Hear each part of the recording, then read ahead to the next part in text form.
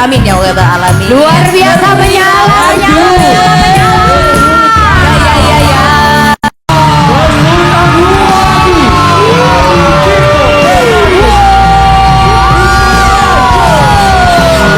Panggung Dangdut Akademi yang mendadak jadi sorotan nasional.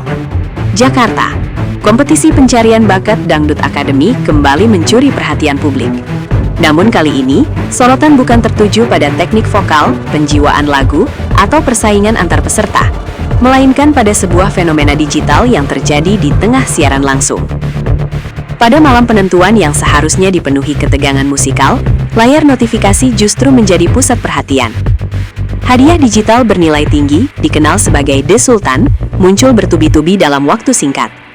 Situasi ini mengubah suasana studio dari fokus musikal menjadi perbincangan publik. Fenomena tersebut dinilai tidak lazim karena jumlah dan waktu kemunculannya yang nyaris berurutan. Bagi sebagian penonton, hal ini dianggap sebagai bentuk dukungan luar biasa. Namun bagi sebagian lainnya, kejadian tersebut memunculkan tanda tanya besar. Apakah ini murni dukungan penggemar, atau ada mekanisme lain yang bekerja di balik layar? Sejak saat itu, Dangdut Akademi tidak lagi hanya dibicarakan sebagai ajang pencarian bakat, tetapi juga sebagai ruang perdebatan mengenai transparansi di era kompetisi digital. Fenomena 20 The Sultan dalam satu malam.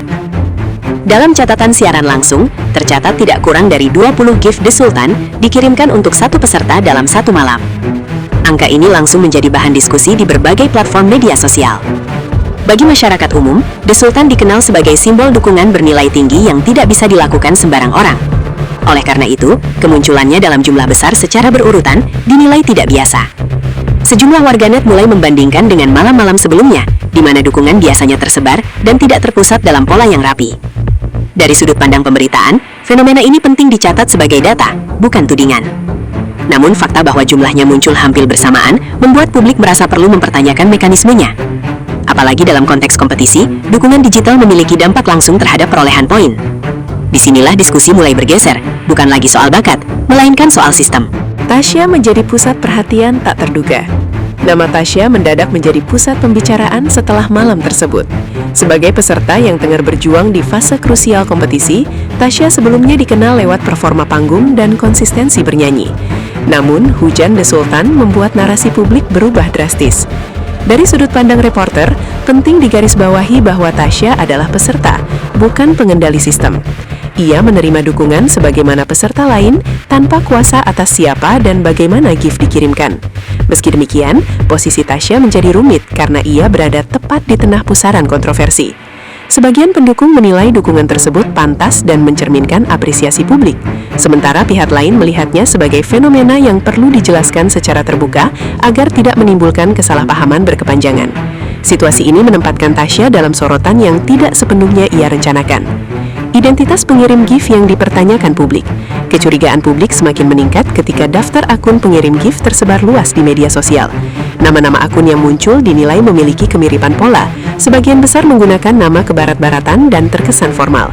Bagi komunitas penikmat dangdut yang terbiasa dengan identitas penggemar yang lebih membumi, hal ini terasa janggal. Beberapa unggahan viral menyebutkan bahwa nama-nama tersebut sulit dilacak keterkaitannya dengan figur publik atau komunitas penggemar yang dikenal. Dari sisi jurnalistik, ini masih berada di ranah persepsi, bukan kesimpulan. Namun fakta bahwa diskusi ini berkembang luas menunjukkan adanya keresahan kolektif. Publik tidak serta-merta menuduh, tetapi meminta penjelasan. Transparansi menjadi kata kunci yang terus diulang dalam kolom komentar dan forum diskusi daring. Dugaan pola dan keseragaman nominal. Salah satu poin yang paling banyak disorot adalah keseragaman nominal dan waktu pengiriman gift. Dalam hitungan menit, gift dengan nilai yang sama muncul secara beruntun. Bagi sebagian netizen, pola seperti ini sulit dianggap sebagai kebetulan murni. Namun, dari sudut pandang pemberitaan yang berimbang, belum ada bukti resmi yang menyatakan adanya pelanggaran. Yang ada hanyalah pola yang memicu spekulasi. Disinilah pentingnya klarifikasi institusional. Tanpa penjelasan, ruang kosong akan selalu diisi oleh asumsi. Publik hanya ingin memastikan bahwa sistem yang digunakan adil bagi semua peserta, bukan menguntungkan pihak tertentu melalui celah teknis yang tidak disadari penonton awam. Reaksi pendukung dan polarisasi opini. Di sisi lain, pendukung Tasya tampil memberikan pembelaan. Mereka menilai kualitas vokal, konsistensi latihan, dan penampilan panggung Tasya sudah cukup menjadi alasan mengapa dukungan besar bisa terjadi. Mereka mengingatkan publik agar tidak serta-merta menyamakan dukungan digital dengan manipulasi. Polarisasi pun tak terhindarkan. Satu kubu menuntut transparansi, kubu lain meminta publik tetap fokus pada bakat. Dari sudut pandang reporter, fenomena ini mencerminkan dinamika baru kompetisi hiburan, di mana teknologi mempercepat reaksi dan memperbesar perbedaan sudut pandang. Perdebatan ini bukan hanya tentang satu peserta, tetapi tentang bagaimana masyarakat memaknai keadilan dalam kompetisi berbasis digital. Desakan klarifikasi terhadap penyelenggara. Hingga saat ini, kolom komentar di akun resmi Dangdut Academy masih dipenuhi permintaan klarifikasi. Warganet berharap ada penjelasan terbuka mengenai mekanisme gift, validitas akun, serta pengawasan sistem.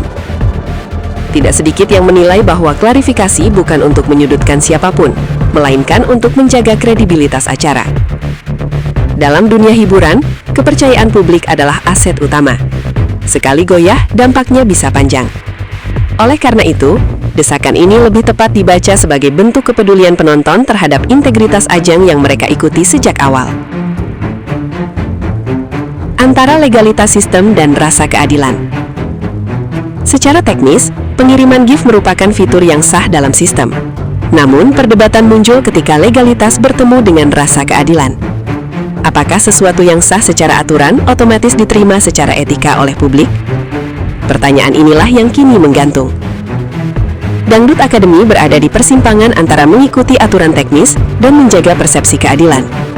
Dalam konteks ini, penjelasan terbuka menjadi jembatan penting agar publik memahami batas-batas sistem yang digunakan.